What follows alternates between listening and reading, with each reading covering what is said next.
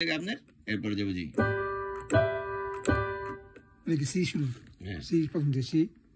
C major হ্যাঁ C D E F G okay হ্যাঁ তাহলে আপনার সি ডি ডি এইটা সি এর পরে ডি মাইনর হলে এই তিনটা হ্যাঁ সি হলে এই তিনটা সি মেজর সি মেজর শুরু আর হলে জি জি হলে C D E F G তার মানে জি মানে হলে আপনার মনে করেন যে যে এই তিনটা মানে তিনটা কালার এই প্রথমটার থেকে জি জি মেজর ওকে জি মেজর আচ্ছা আর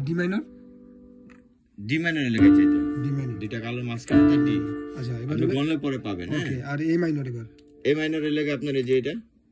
এই যে এখান থেকে ধরেন যদি আপনি এ মাইনর ওকে আবার হলো সি মেজর লেগে যেটা